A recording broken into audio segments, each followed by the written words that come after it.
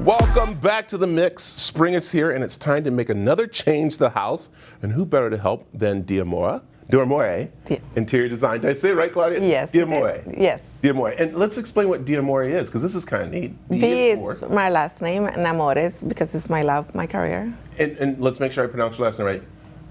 Dabdu. Dabdu. Yes. Did I do it right? Perfect. I Claudia there.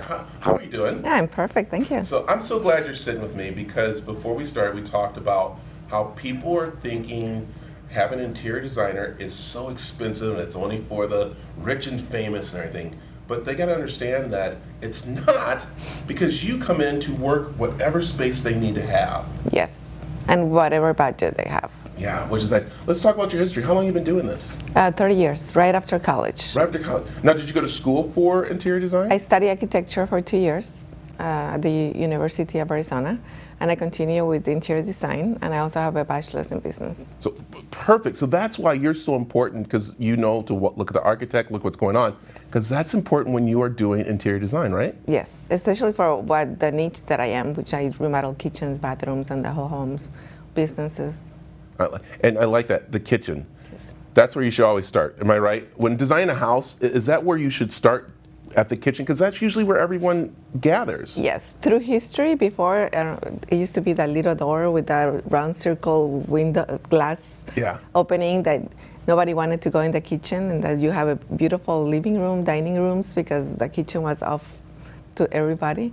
And now it's totally the change, where the kitchen is the main center point of the house. Yeah, and I've watched friends, kind of like couples, battle out with what they want in the kitchen, which is kind of nice. And that's why you're important to them, because when you look at the structure, you can say what's going to work and not work. Because the guys, of course, want to have a kegator, you know, a keg in there and all this stuff, and the women are like wanting this really nice stuff. So you help them compromise, don't you? Yes, and I like both sides, so yes, totally. So. All right, let's talk why it does become expensive, and this is something we were talking before, because you sit down with them, you have the experience and everything, you start to design out for them, you give them this great display, but then friends step in or other people, right? Yes, yeah. I mean, when they come to me, they don't know where to go, what to do, and with all my years experience, 30 years in experience, and having worked with a lot of different vendors, they tell me their budget, and looking at the space, it just comes really easy for me. Yeah. So next time I show them the samples and all that, and yes, their friends, they show it to friends, and they all have different views, different saying, but I keep telling them, just trust me. Trust me. I mean, most my career, I done it with word of mouth, and I make sure you're happy, or I redo it. Yeah. So, and we're looking at some beautiful pictures here of the work you've done. I love this right here. This is becoming the new with the big open, I guess it's the, what's it called? The duck, which, the hood. The hood. The vent. So yeah, so that's starting to become almost like a centerpiece in a lot of these kitchens. Yes, and you have to look at the structure of the house, the space, and if that, for that particular kitchen, it was kind of necessary to do something wow effect. The side wood panels, those are actually pull-outs for spices. See, and I like that. So you are actually helping design to use every space there for things instead of just having something just thrown there. Yes, with my architectural background, I also have the water sprouts, which makes it easier. With the architectural background, I have like the electrical, the plumbing knowledge that I can help them exceed the expectations when they come to the space. So, and that is so important, again, as you're starting to build out there, people doing redesigns. Now, when it comes to, I know with redesigning a kitchen, if someone has, do you kind of like walk in, do you take it all out, or do you kind of like work with their space of what they have?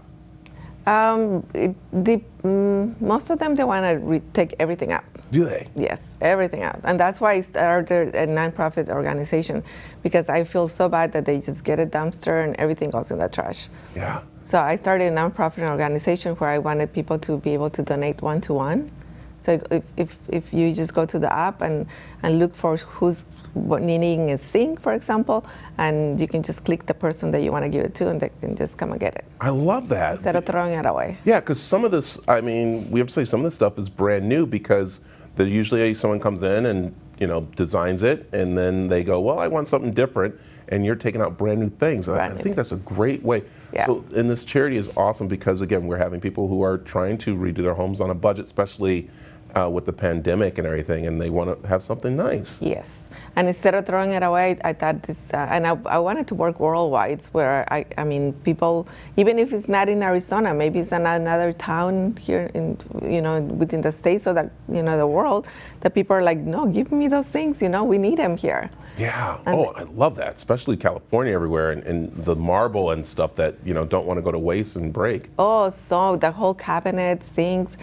And so many things I've seen thrown away. So. I mean, and just like with disposed clothes or furnitures.